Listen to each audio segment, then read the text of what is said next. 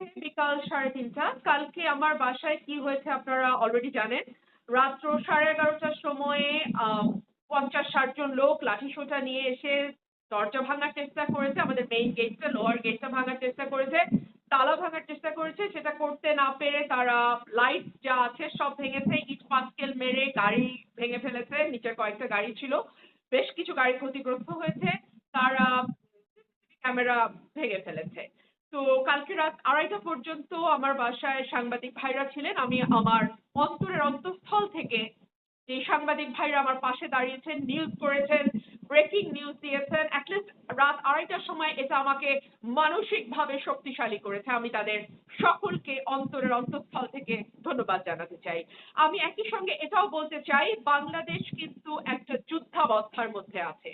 কথাটি শুনতে যেমনই লাগুক, আমার নিজের দেশের পুলিশ, আমার নিজের দেশের কিছু নাগরিক, তারাই ঝাঁপিয়ে পড়েছে আমাদের সাধারণ মানুষের ওপরে।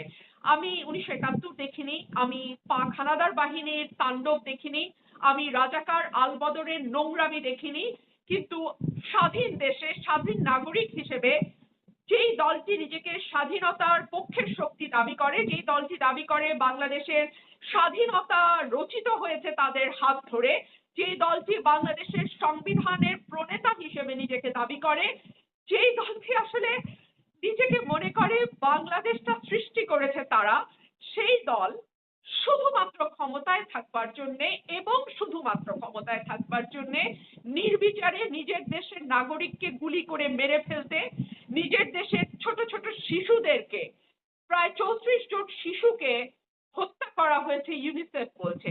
স্বরাষ্ট্রমন্ত্রী অবশ্য একটু হাসি দিয়ে বলছেন তারা নাকি শিশু নয়, তারা কিশোর। কিশোর মারাটা জায়েজ। যাই হোক, 18 বছরের একদিন কম হলেও সে আন্তর্জাতিক আইন অনুযায়ী শিশু, দেশের আইন অনুযায়ী শিশু। আমি সেই তর্কে যাচ্ছি না। আমার কাছে শিশু, কিশোর, তরুণ, যুবক, বৃদ্ধ সকলের মৃত্যুই আমার কাছে নৃশংস। আমি একটি মৃত্যুকে আরেকটি মৃত্যু থেকে কোনোভাবেই আলাদা করতে পারি না। আমি আজকে আবার যাচ্ছি সমাবেশে, আমি আজকে আবার যাচ্ছি আমার ছাত্রদের কাছে, এবং যদি মনে করা হয় যে ভয় দেখিয়ে, ত্রাস তৈরি করে, বাড়িতে বাড়িতে ঢুকে রাতের অন্ধকারে হানাদার পাক হানাদার বাহিনীর মতন তারা যেভাবে মেয়েদেরকে তুলে নিয়ে গেছে, আমি একজন নারী, আমি বাস করি আমার 86 বছর বয়সের বৃদ্ধা মায়ের সঙ্গে এবং আমরা একা থাকি। এই নারীকে যদি আপনারা পাক হানাদার বাহিনী যেভাবে 71 সালে যাদের গল্প করেন না, যাদের কথা আপনারা বলে বলে রাজনৈতিক ফায়দা নেন, আজকে আপনার দলের লোকজন, শেখ হাসিনা আপনাকে বলছি, আপনার দলের ছেলেরা আজকে আমার বাসার নিচে এসে আমাকে সেই ভয় দেখায়। পাক হানাদার বাহিনী আমাদের নারীদের উপরে যে অত্যাচার চালিয়েছে, সেই অত্যাচারের ভয় আপনার দলের ছেলেরা, আপনার দলের যুবকরা আমার বাড়িতে গভীর রাতে এসে গেট ভেঙে সেই ভয় দেখায়। তো ক্ষমতায় থাকবার ন্যূনতম কোনো ন্যায্যতা আপনার নাই, ক্ষমতায় থাকবার ন্যূনতম কোনো আইনগত ভিত্তি আপনার নাই, এবং সবচেয়ে বড় কথা, যেই মানুষের কথা আপনারা বলেন, গণমানুষের কথা বলেন, সেই গণমানুষের রায় সম্পূর্ণভাবে আপনাদের বিপক্ষে।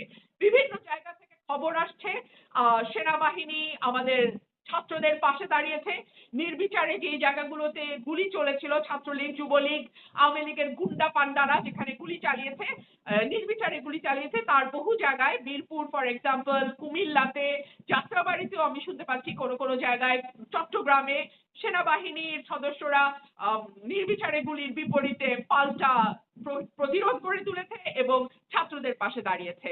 আমি দেশপ্রেমিক সেনাবাহিনীর কাছে একটি অ্যাপিল করব, আপনারা সব সময় দেশের মানুষের পাশে দাঁড়িয়েছেন, আপনারা বাংলাদেশের নাগরিক, আপনাদের তৈরি করা হয়েছে দেশপ্রেমিক নাগরিক হিসেবে এই দেশের মাটিকে, এই দেশের মানুষকে রক্ষা করার জন্য।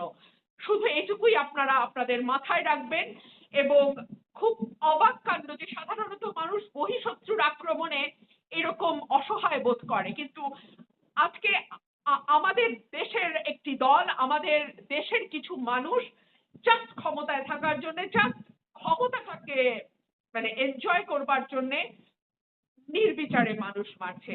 এবং দেখলাম স্বরাষ্ট্রমন্ত্রী একটু মুচকি হেসেই বললেন প্রধানমন্ত্রী চাইলে তিনি পদত্যাগ করবেন। শুধু স্বরাষ্ট্রমন্ত্রী নয়, দেশের মানুষ চাইছে প্রধানমন্ত্রী থেকে শুরু করে তার পুরো ক্যাবিনেট পদত্যাগ করুক, পুরো সরকার পদত্যাগ করুক। আমি আশা করছি সরকারের শুভবুদ্ধির উদয় হবে আর একটি প্রাণ যাওয়ার আগে এই সরকার পদত্যাগ করবে। সারা বাংলাদেশ জুড়ে বিভিন্ন জেলায় জেলায় প্রাণহানির খবর আমরা পাচ্ছি, বিভিন্ন জেলায় আমাদের ভাইদের রক্ত ঝরছে, বিভিন্ন জেলায় জেলায় তাণ্ডব চলছে। আমি অ্যাপিল করব এই তাণ্ডব এখনই বন্ধ করুন, কারণ যত দ্রুত পদত্যাগ করবেন আপনাদের এক্সিট ততটাই বেটার হবে। কারণ যত সময় যাবে, অ্যাট্রসিটি যত বেশি বাড়বে, আপনার যাওয়াটা কিন্তু ততই কঠিন হবে।